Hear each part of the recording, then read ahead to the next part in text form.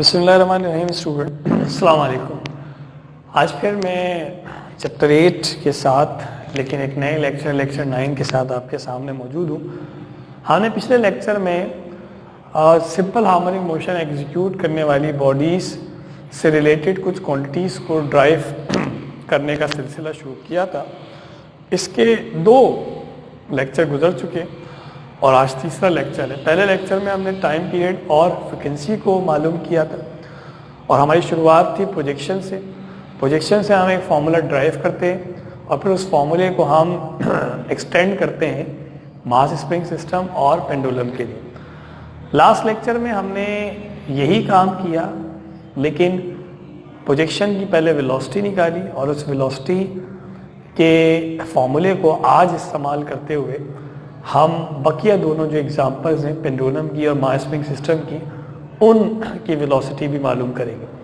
अब इनकी वेलोसिटी के साथ वर्ड इंस्टेंटेनियस इसलिए लगाया जाता है क्योंकि जो बॉडी भी सिंपल हार्मोनिक मोशन करेगी उसका एक्सेलरेशन हर लम्हे बदलेगा और हर लम्हे एक्सेलरेशन तब बदलेगा जब हर लम्हे वेलोसिटी बदले। तो इसका मतलब ये हुआ कि पेंडुलम की वेलोसिटी यहाँ कुछ और होगी, यहाँ कुछ और, यहाँ कुछ और, यहाँ कुछ और, यहाँ कुछ और, यहाँ कुछ और इसी तरीके से आगे भी हर पॉइंट पे बदलेगी। यही बात मास स्प्रिंग सिस्टम की भी है और यही बात प्रोजेक्शन की भी है। हमने जब प्रोजेक्शन की वेलोसिटी मालूम करी तो बोर्ड पे नज़र भी आ रहा है आपको, वो वेलोसिटी हमारे पास आई कुछ इस तरह। इस फार्मूले को हम प्रोजेक्शन की किसी भी वक्त की वेलोसिटी मालूम करने के लिए इस्तेमाल कर सकते हैं। बस आपको यहाँ पे ओमेगा एक्स नॉट जो कि एम्पलीट्यूड है और डिस्प्लेसमेंट रखवाना है। अब क्योंकि ओमेगा और एक्स नॉट तो कांस्टेंट रहेंगे, चाहे प्रोजेक्शन ए पर हो, बी पर हो, ओ पर हो या कहीं भी हो, लेकिन एक्स बार बार बदलेगा। तो हमने देखा था कि वेलोसिटी अगर बदल रही है तो इसमें 2 स्पेशल केसेस होंगे कि मिनिमम कितनी होगी और कहाँ होगी और मैक्सिमम कितनी होगी और कहाँ होगी। तो हमने देखा मिनिमम जो है ये 0 होगी और ये कब होगी, जब हमारा ये प्रोजेक्शन अपने एक्सट्रीम पॉइंट यानी ए या बी पर होगा, और मैक्सिमम कब होगी जब हमारा प्रोजेक्शन मीन पॉइंट पर होगा और वो मैक्सिमम कितनी होगी, ओमेगा एक्स नॉट होगी। अब आज जो है वो हमने इसी को आगे बढ़ाना है और मास स्प्रिंग सिस्टम और उसके बाद फिर पेंडुलम के लिए काम करना है। तो अभी हम आ जाते हैं मास स्प्रिंग सिस्टम के लिए।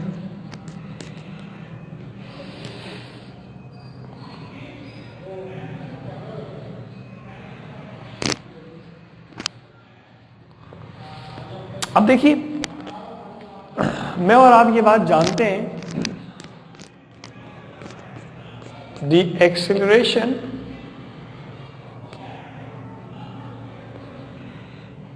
produced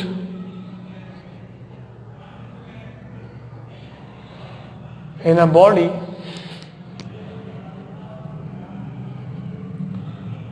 executing simple harmonic motion is, कोई भी बॉडी जो सिंपल हार्मोनिक मोशन एग्जीक्यूट करती है उसका एक्सेलरेशन जनरली होता है माइनस ओमेगा स्क्वायर एक्स। याद आ गया होगा? नहीं आ रहा तो जो प्रोजेक्शन की डेरिवेशन थी सिंपल हार्मोनिक मोशन वाली, उसका थर्ड लास्ट स्टेप देख लें। पर आप कहेंगे सर इस वक्त तो हम मास स्प्रिंग सिस्टम में, तो बिल्कुल सही कहा आपने। तो जो एक्सीलरेशन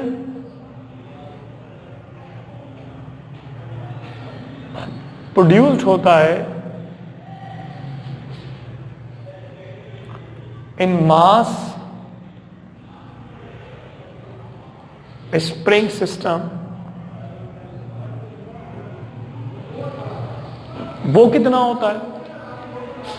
वो होता है A = माइनस K/m x। अब इन दोनों इक्वेशन को अगर आप कंपेयर करें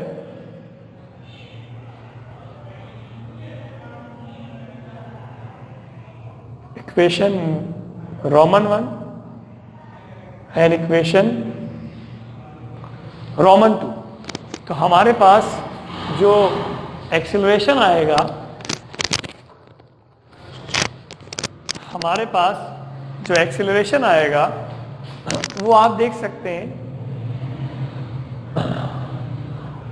माइनस ओमेगा स्क्वायर एक्स बराबर होगा माइनस के ओवर एम एक्स के।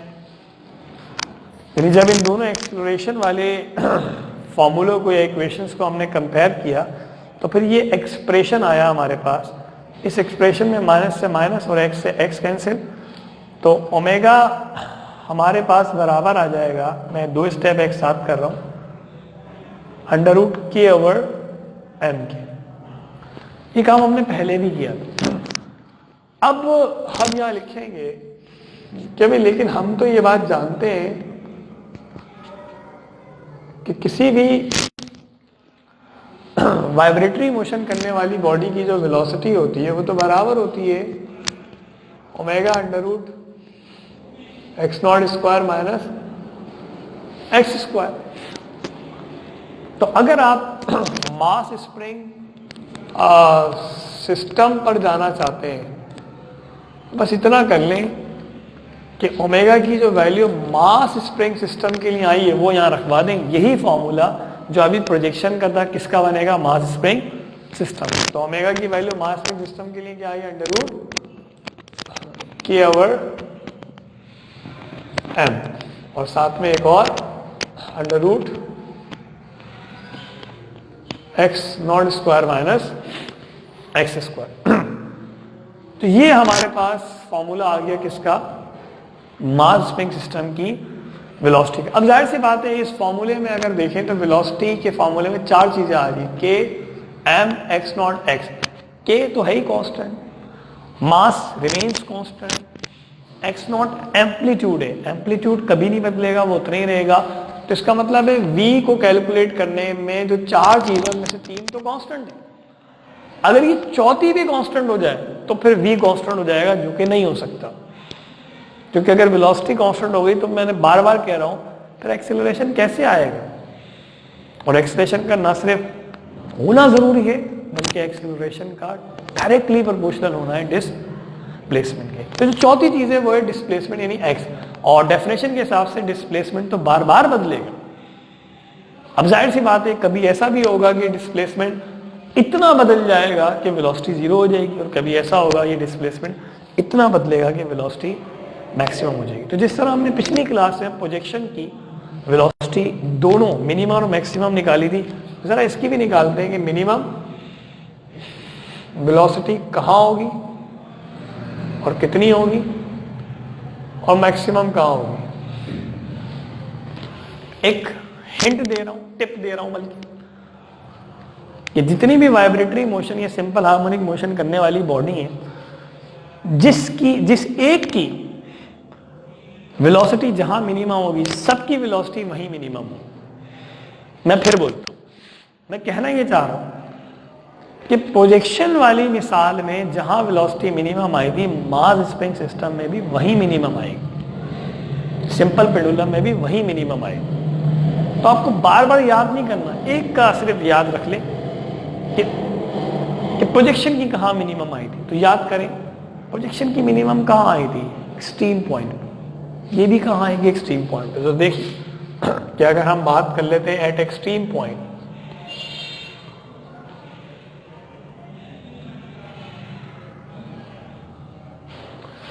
एक्सट्रीम पॉइंट पर जो डिस्प्लेसमेंट होता है वो स्पेशल हो जाता है, और उसे क्या कहते हैं हम, एम्पलीट्यूड। क्योंकि मीन पोजीशन से अगर आप एक्सट्रीम तक चले जाते हैं तो इससे ज्यादा तो डिस्टेंस हो ही नहीं सकता ना, और ये ज्यादा से ज्यादा डिस्टेंस क्या कहलाता है, एम्पलीट्यूड कहलाता है। तो अगर मैं इस v के फॉर्मूले में जो कि अंडर रूट के ओवर एम है multiply by under root X not square minus X square, और एक्सट्रीम पॉइंट पर x क्या हो जाएगा, खुद एक्स नॉट हो जाएगा। अब आप तो माशाल्लाह समझदार हैं, एक्स नॉट स्क्वायर से एक्स नॉट स्क्वायर कैंसिल, तो यहां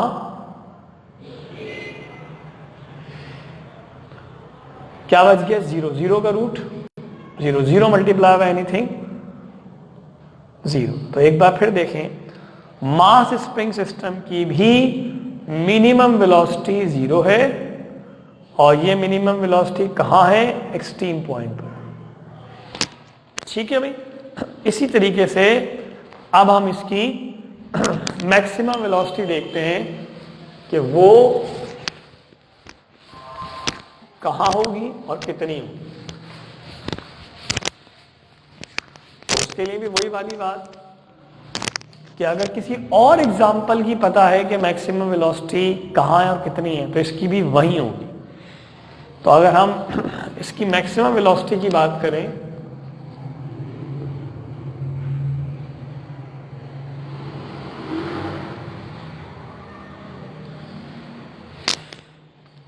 तो प्रोजेक्शन की मैक्सिमम वेलोसिटी कहाँ मिली थी हमें, एट मीन पोजीशन। ये भी कहाँ मिलेगी, मीन पोजीशन। और मीन पोजीशन पे डिस्प्लेसमेंट क्या हो जाएगा, 0। तो अगर आप इस फॉर्मूले में आते हैं जो कि वेलोसिटी का है √k/m √x0²। अब x की जगह अगर 0 लगवा देते हैं, √k/m 0 माइनस करेंगे कोई फर्क नहीं पड़ेगा, क्या आ गया ये x0²। यहाँ रूट से स्क्वायर कैंसिल, तो v बराबर आ जाएगा √k/m और साथ में x के। ये जो हमारे पास वेलोसिटी आई है, कौन सी आई है, मैक्सिमम, यानी इससे ज्यादा नहीं हो सकती। ठीक है। तो ये काम तो मैंने करवाया। अब आपने क्या करना है कि ये जो यहाँ b लिखा हुआ है, इस b की जगह आपने c लिखना है और फिर यहाँ लिखेंगे आप simple pendulum, for simple pendulum. उसके बाद आपको याद होगा कि असल में तो हमने यही फॉर्मूला लगाना है, लेकिन इसके लिए आपको वो ओमेगा चाहिए जो सिंपल पेंडुलम में मेक सेंस करे। अब अगर यही वाला ओमेगा आप रखवा देंगे तो पेंडुलम के अंदर ये ओमेगा नॉनसेंस हो जाएगा, मीनिंगलेस हो जाएगा, क्योंकि पेंडुलम में स्प्रिंग कांस्टेंट कहाँ से आ गया, पेंडुलम में तो स्प्रिंग होता ही नहीं। तो पेंडुलम का ओमेगा निकालना है, तो उसके लिए आप ये तो लिखेंगे, पर यहाँ मास स्प्रिंग सिस्टम की जगह क्या लिखेंगे आप, सिंपल पेंडुलम। और उसकी ये इक्वेशन नहीं थी, आप याद करें, नहीं तो अपने पेजेस को आगे पीछे करें, वो इक्वेशन लिखें, फिर ओमेगा निकालें, वो यहाँ रखवाएं तो फॉर्मूला आएगा। फिर मिनिमम देखें, मैक्सिमम देखें, फॉर्मूले आपके पास आ जाएंगे। मैं आपको 7-8 मिनट दे रहा हूँ, आप ज़रा इसको अपने तौर पे करने की कोशिश करें, और नहीं हो पाएगा तो फिर मैं इसको करवाता हूँ। ठीक है। तो 7-8 मिनट बहुत हैं इसके लिए।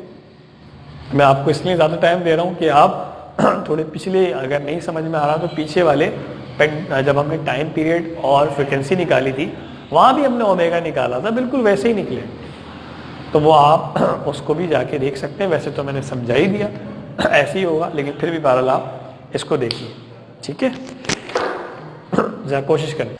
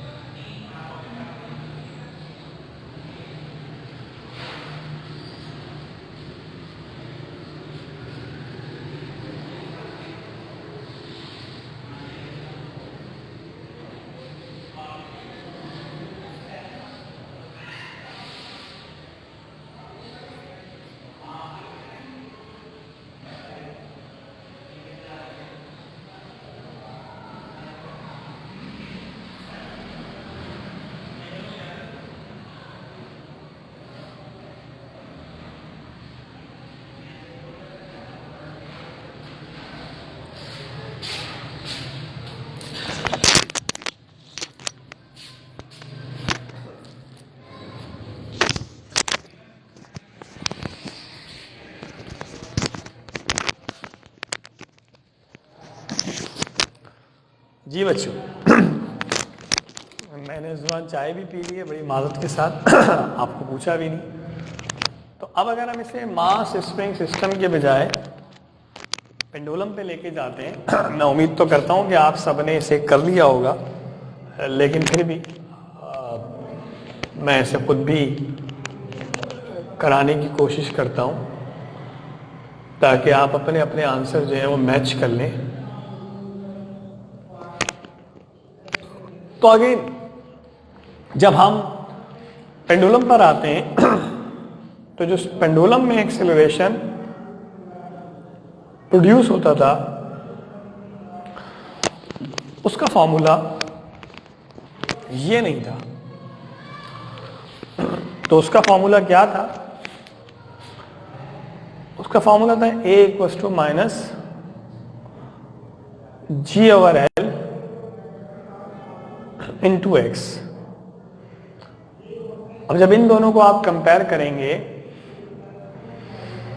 तो माइनस ओमेगा स्क्वायर एक्स बराबर होगा माइनस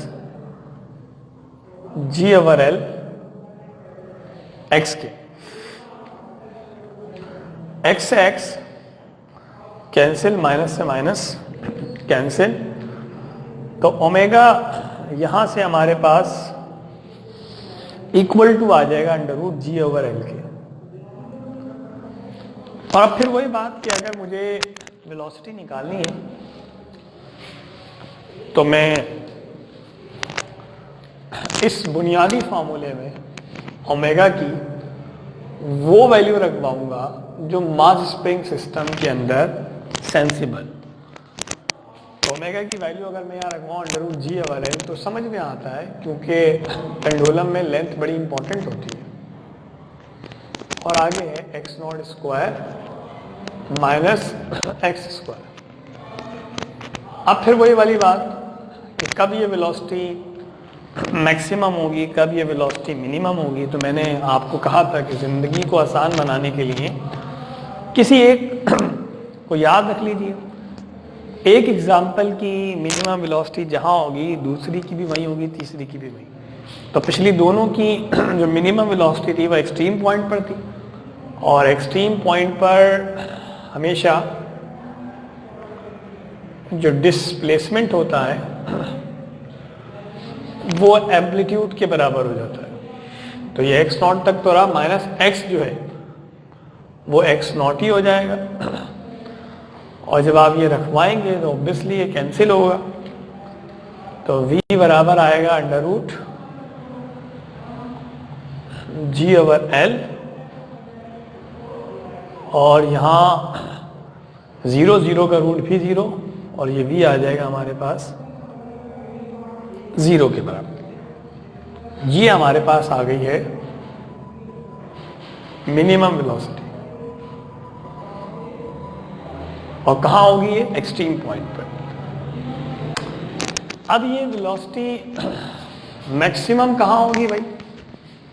जहां बकिया दोनों की मैक्सिमम होती है। और कहाँ होती है बकिया दोनों की मैक्सिमम? मीन पोजीशन पे।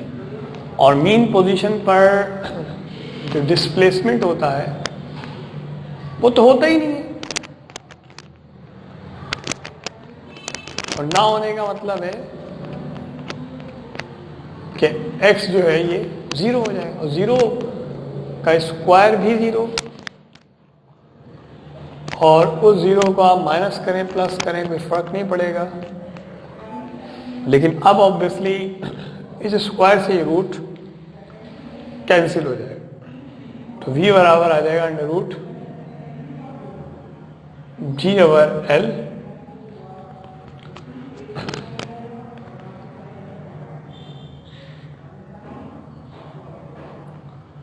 और साथ में ये x। ये हमारे पास आ गई है मैक्सिमम वेलोसिटी।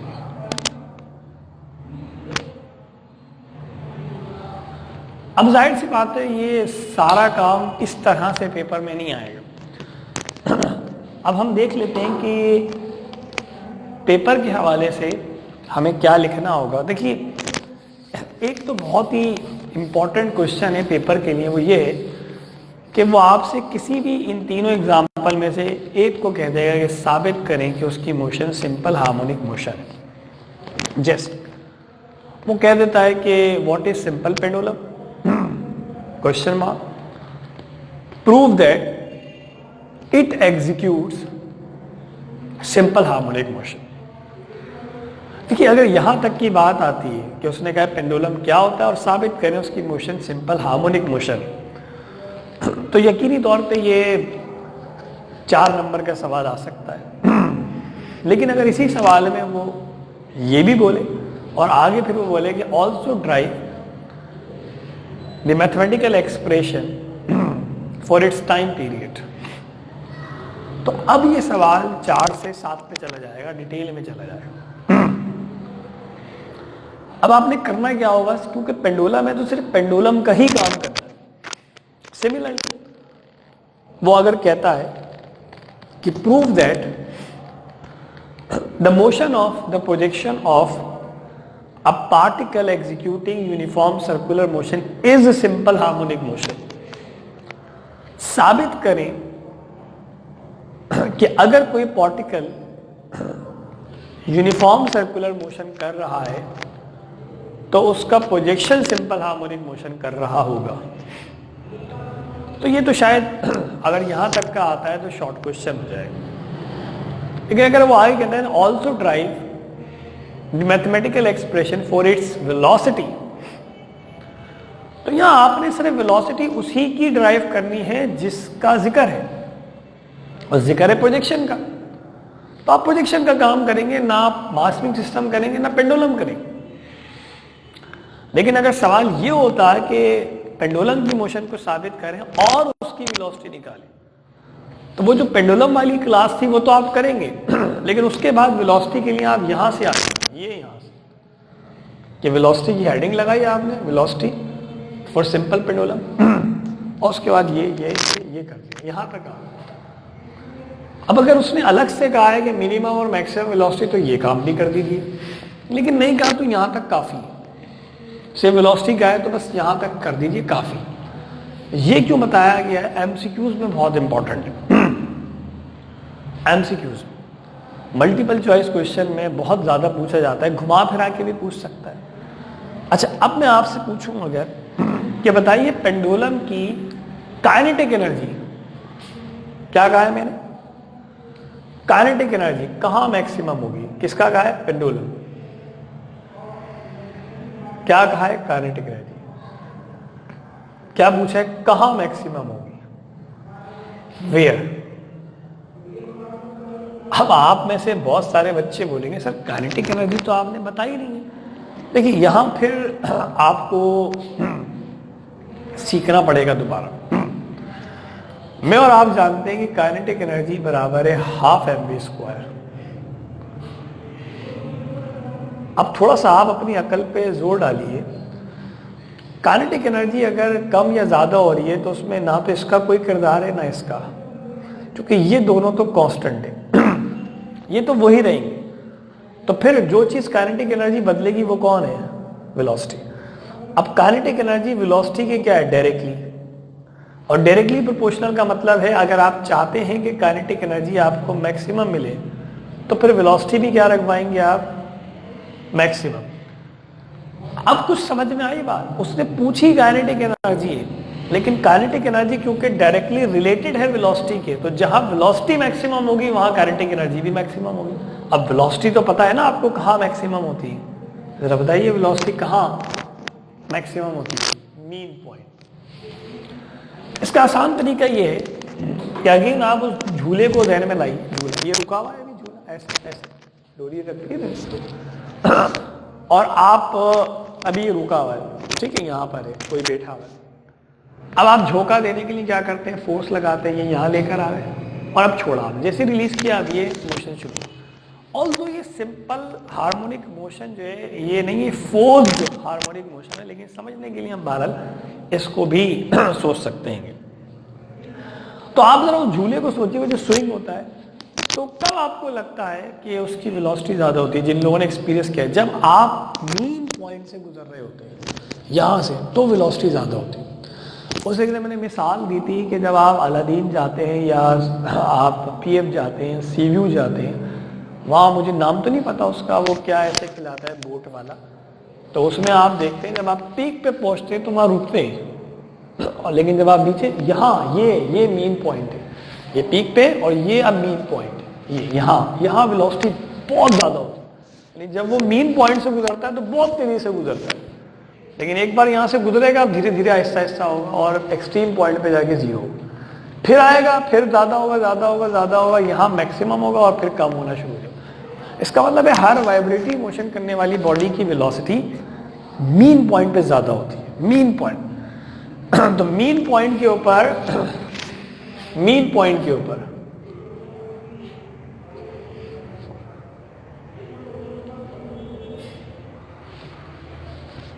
जो डिस्प्लेसमेंट होता है ना, ये जीरो होता है, और डिस्प्लेसमेंट जीरो होगा तो एक्सेलरेशन भी क्या होगा, जीरो।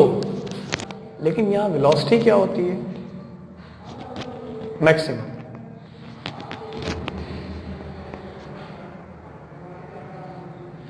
और काइनेटिक एनर्जी भी क्या होगी, मैक्सिमम। अब एक्सट्रीम पॉइंट तो उल्टा हो जाएगा, एक्सट्रीम पॉइंट पे क्या होगा,